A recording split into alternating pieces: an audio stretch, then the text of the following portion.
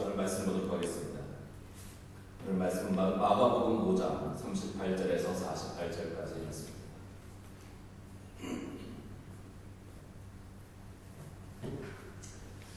마태복음 5장 38절에서 48절까지 말씀 우리 한 절씩 교독하도록 하겠습니다. 또 옛사람에게 말한 바 헛맹세를 하지 말고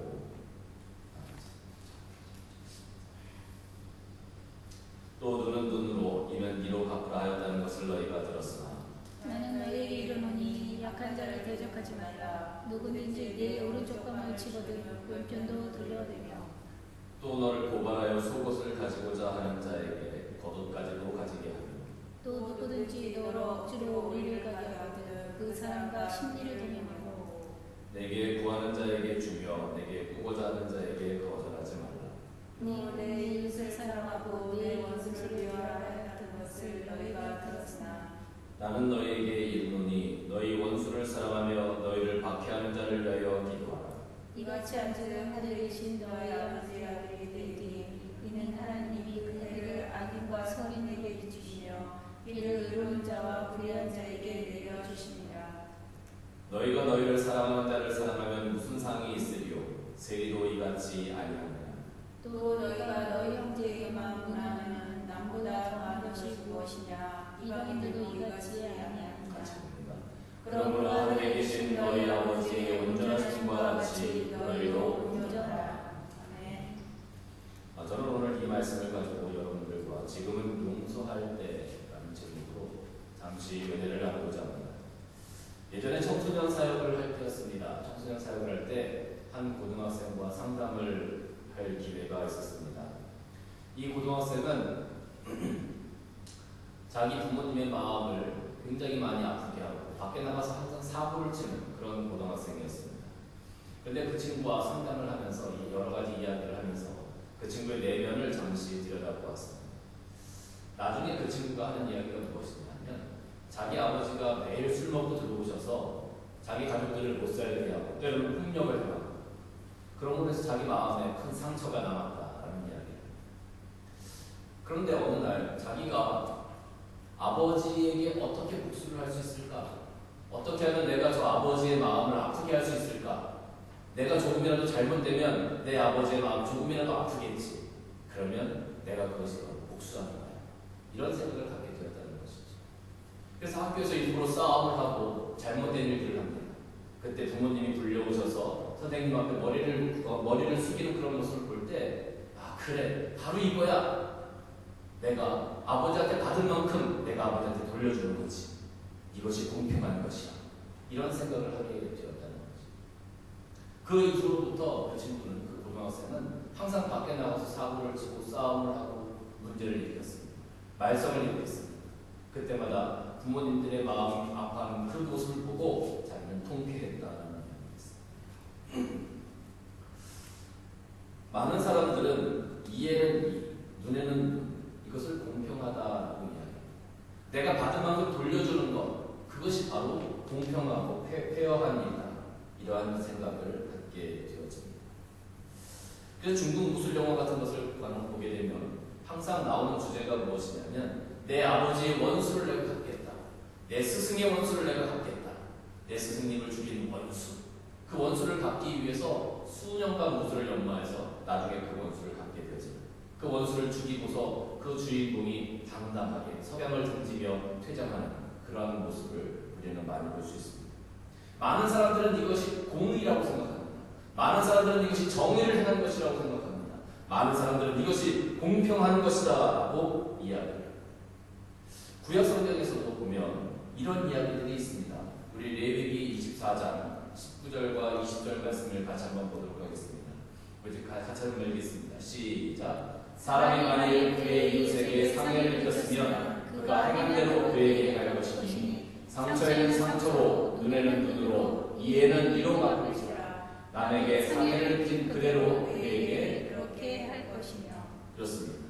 구약 성경에도 어떻게 보면 눈에는 눈, 이에는 이, 이것이 공평하다. 이것이 바로 정의다 라고 이야기하는 것처럼 보입니다.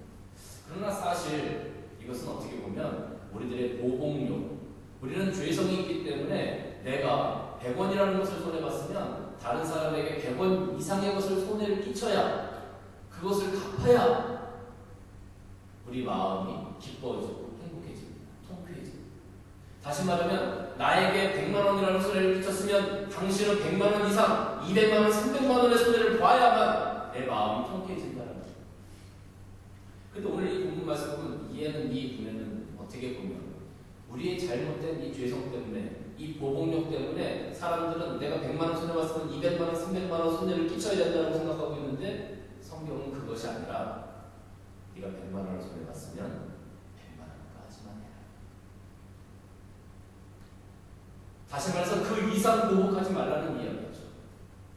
어떻게 보면 우리가 가지고 있는 이 죄성 때문에, 잘못된 보복력 때문에 더 많은 것들을, 더 많은 실수를, 더 많은 잘못을 할 수밖에 없는 사람들이지만 성경 말씀은 거기까지만 해라. 네가 할 수 있는 최선의 것이 바로 네가 손해본 것까지다라고 우리들에게 말씀하고 있는 것입니다. 그런데 오늘 본문 말씀을 보면 예수님께서는 전혀 다른 이야기를 하고 계십니다. 오늘 38절 말씀을 보면 눈은 눈으로 이는 이로 갚으라 했다는 것을 너희가 들었으나 나는 너희에게 이르노니 악한 자를 대적하지 말라. 누구든지 내 오른편 뺨을 치거든 왼편도 돌려드리도록 하였습니다. 사랑하는 성도 여러분, 생각해 보십시오. 우리는 보통 오른손잡이입니다. 오른손을 많이 쓰게 됩니다. 그런데 오늘 여기 말씀을 보니까 오른편 뺨을 치거든 이렇게 기록되어져 있거든요. 오른손잡이가 어떻게 상대방의 오른편 뺨을 칠 수 있겠습니까? 보통 우리가 오른손을 사용해서 상대방의 뺨을 치면 왼편이 마비되어져 있죠. 그런데 보니까 오른편 뺨을 치거든 이렇게 기록되어 있거든요. 오른손잡이가 오른손 뺨을 치는 경우는 두 가지가 있습니다. 하나는 손등으로 상대방의 오른손 뺨을 치는 것. 이것은 당시에 굉장히 모욕적인 일이었습니다. 두 번째는 무엇이냐면 등 뒤에서 그 사람을 때리는 것입니다. 이것은 아무도 생각하지 못했던 그때에 나에게 손해를 입히고 나를 불습했던 그 사람, 그런 상황까지도 주님께서는 용서해라 말씀하셨습니다. 무방비 상태에 있다가 어떤 일이 쿵 터집니다. 내가 이런 일이 생길 거야 하고 준비하고 있다가 어떤 일을 맞이하는 것과 아무 생각도 없이 있다가 어떤 일을 맞이하는 것은 큰 차이가 있습니다. 어떤 사람은 나를 굉장히 모욕합니다. 오른손등으로 내 얼굴을 칩니다. 그렇게 나를 모욕하는 사람을 할지라도 그 사람을 위해서 왼뺨도 돌려드릴 수 있는 사랑과 용서를 가져가라고 이야기하십니다. 어떤 사람들은 우리를 고발해서 속옷을 가지고자 하는 자에게 겉옷까지도 내어주라고 말씀하십니다. 사실 속옷은 우리가 내어줄 수 있는 부분입니다.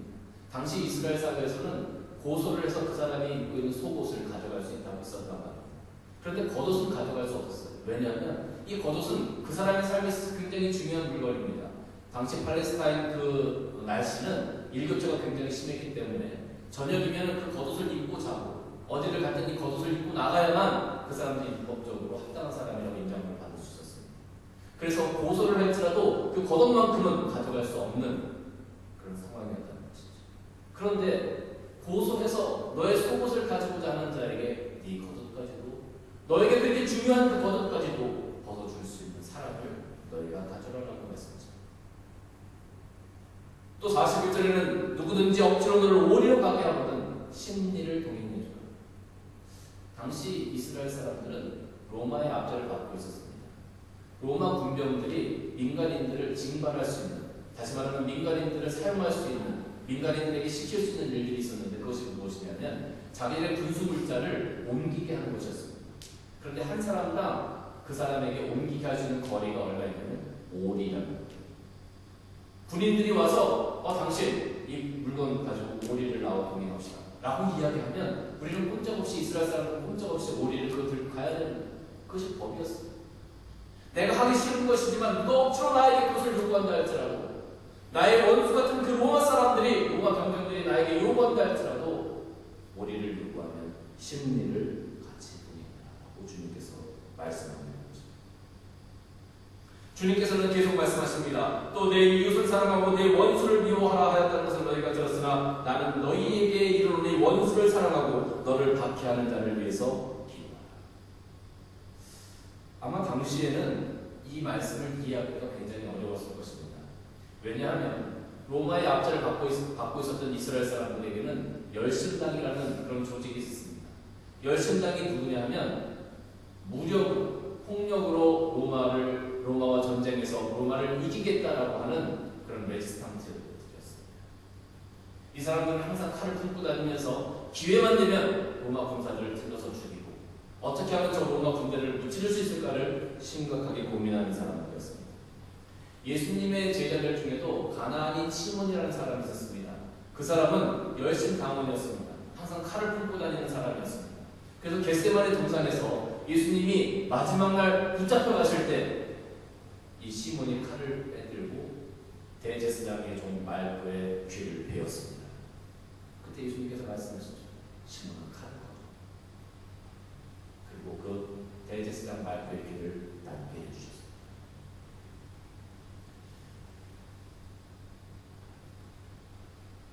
당시 살아가고 있는 사람들은 이 예수님의 말씀을 이해할 수 없었습니다. 왜냐하면 내가 당한 만큼 당연히 내가 보복해야 되고 우리를 압제하고 있는 저 로마를 당연히 폭력으로 뒤집어 엎어야 하는데 예수님께서 우리가 살아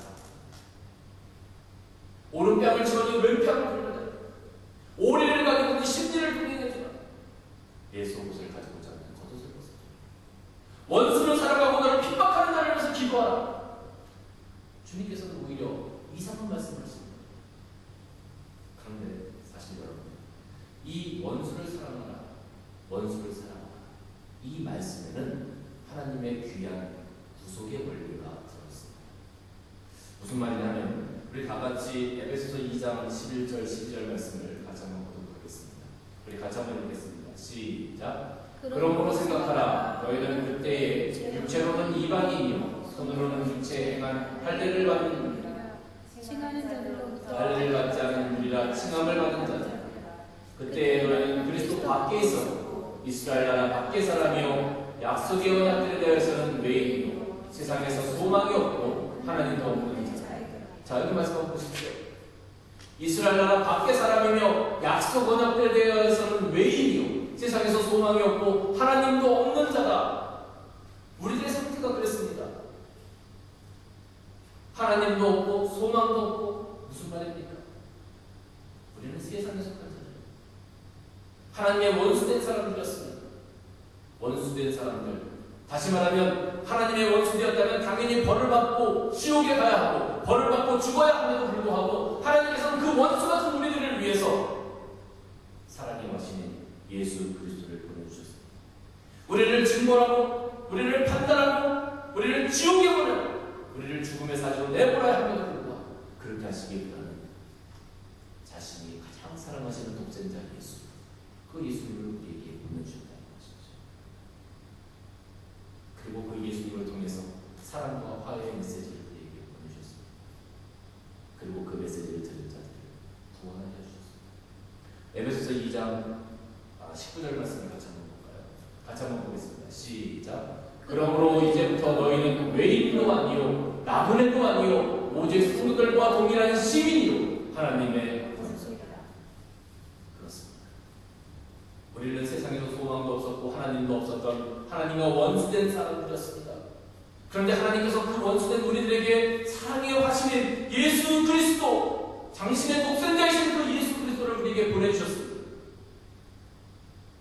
그리고 우리의 죄를 대신해서 십자가에 달려 돌아가시게 하셨습니다.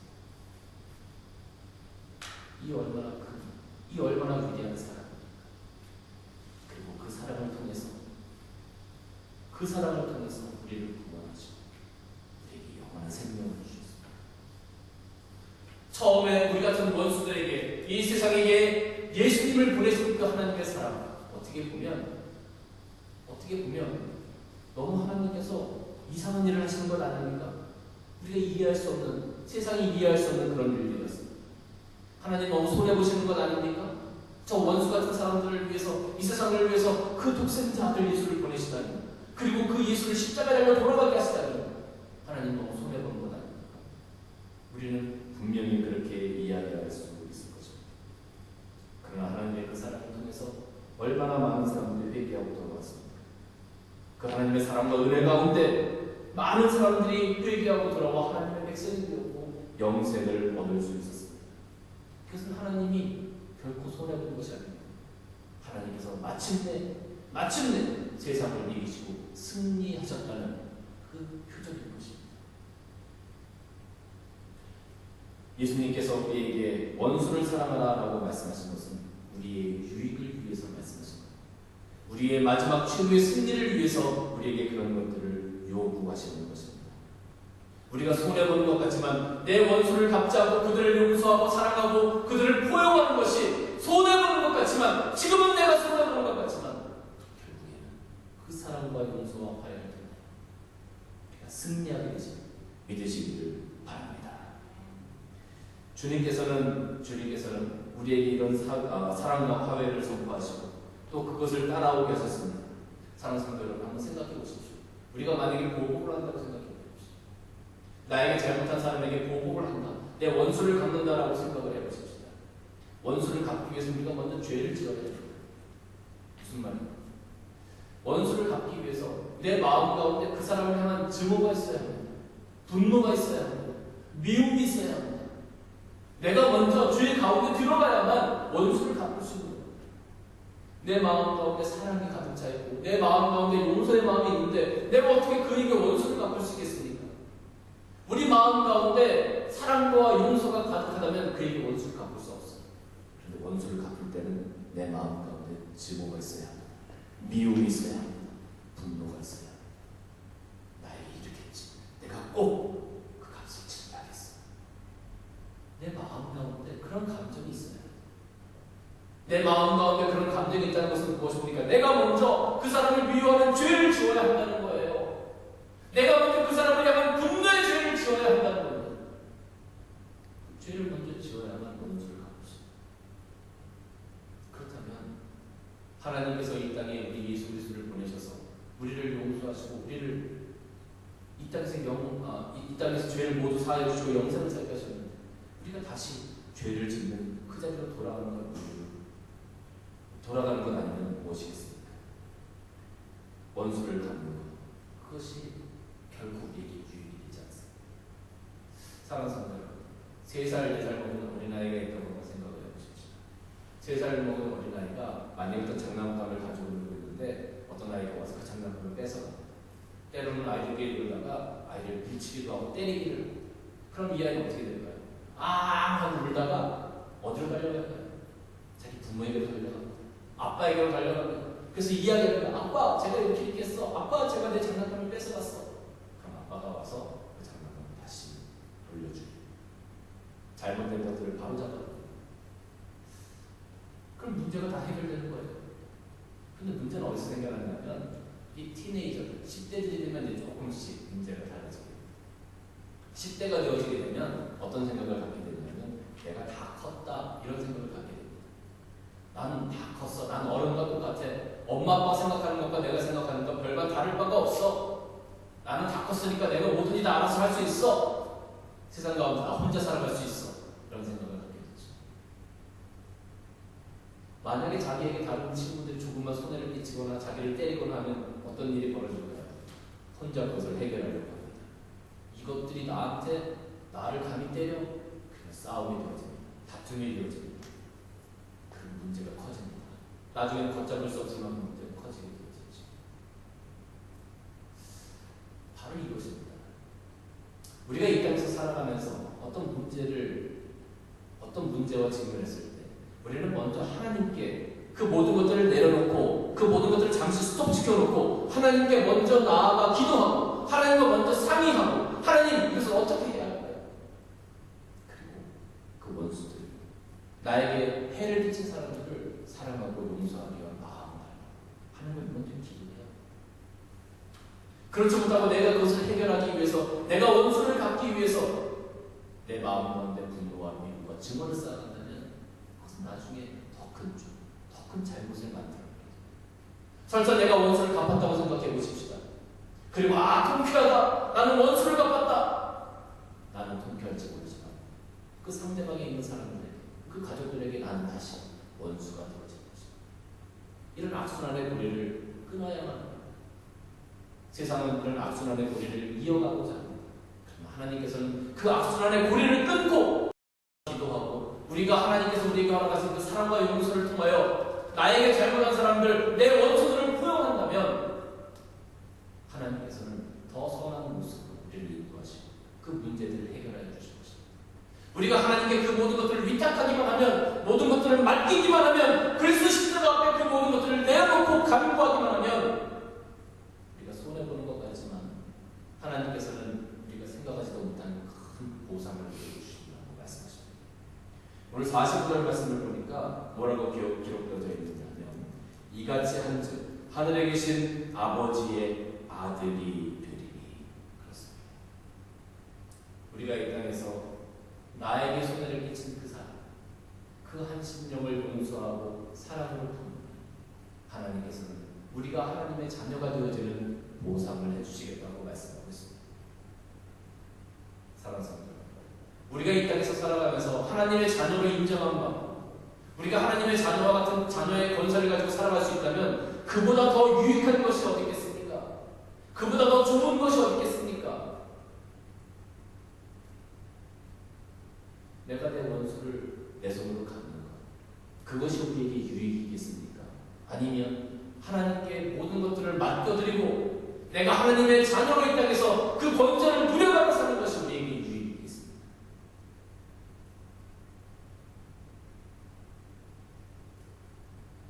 하나님의 자녀가 되어야 되는 삶, 그 삶을 살아가기 위해서 우리에게 이 땅에서 하나의 테스트가 주어졌습니다. 그 테스트가 무엇이냐면 바로 여러분의 이웃, 여러분의 마음을 아프게 한 사람, 여러분 가슴에 못을 박은 그 사람, 그 사람을 용서하고 그 사람을 위해서 기도해주고 그 사람을 사랑할 수 있느냐 하는 것이 바로 하나님의 테스트입니다. 사랑하는 성도 여러분, 우리가 이 테스트를 통과해서 정말로 하나님께서 원하시는 그런 사랑과 용서를 가지고 이 땅에서 살아간다면 반드시 이 땅을 경험할 것입니다. 바로 여러분들을 통해서 말이죠. 데살로니가전서 5장 15절 말씀을 같이 한번 보겠습니다. 데살로니가전서 5장 15절 말씀 같이 한번 읽겠습니다. 시작. 삼가 누가 누구에게든지 악으로 악을 갚지 말게 하고 서로 대하든지 모든 사람을 대하든지 항상 선을 바라라. 그렇습니다. 이것이 바로 하나님께서 우리에게 주시는 오늘의 지상 명령입니다. 사랑하는 성도 여러분, 공평이 무엇입니까? 정의가 무엇입니까?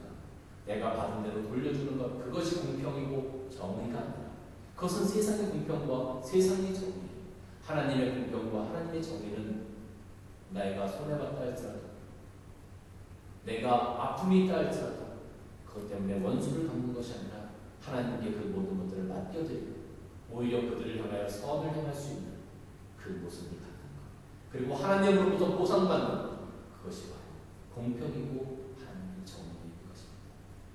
여러분들이 이 땅에서 그렇게 살아가신다면 여러분들 반드시 이 땅을 변화시킬 수 있는 힘과 능력을 갖게 될 것입니다. 지금 이 세상은 하나님의 용서, 그리고 우리의 사랑, 우리의 용서가 필요한 때입니다. 그러한 용서와 사랑을 이 세상에게 보여주시지 않으십니까? 이 말씀을 생각하면서 잠시 기도하도록 하겠습니다. 내 마음을 아프게 한 사람이 누구입니까? 내 삶을 망쳤다고 생각하는 그 사람이 누구입니까? 내 마음 가운데 그 사람을 용서하지 못하는 미움이 아직도 있습니다. 하나님께서 우리에게 주신 사랑과 하나님께서 우리에게 주신 용서를 기억해 봅시다. 그리고 그 사랑과 용서에 감사하는 마음, 우리가 그들을 위해서 기도하는 그런 시간을 잠시 가졌으면 좋겠습니다. 잠시 기도합니다.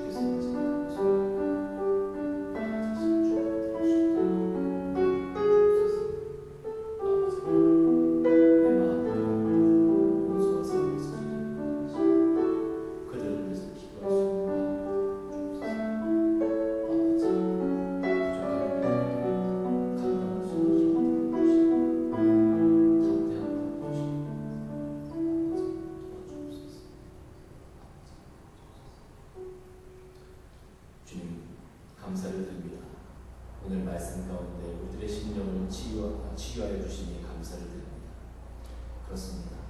이 땅에서 우리가 살아가면서 용서하지 못하는 사람들이 너무나 많이 있습니다. 사랑으로 품지 못하는 사람들이 너무나 많이 있습니다. 그러나 주님, 오늘 말씀을 들으며 내가 그 사람을 품어갈 수 있고 사랑할 수 있는 첫 걸음을 내디딜 수 있도록 인도하여 주시고 은혜 주시니 감사를 드립니다. 아버지 하나님, 이제는 하나님 말씀 순종하는 마음, 하나님의 자녀가 되는 마음, 세상을 품고 나에게 악을 행한 사람, 나에게 해를 끼친 사람, 그 사람들을 사랑하고 용서할 수 있는 마음이 생길 수 있도록 주님 도와주시기를 바랍니다. 주님께서 말씀하시면 순종하며 나아가겠습니다. 주님 인도하여 주옵소서. 모든 말씀 예수님의 이름으로 기도드려옵니다.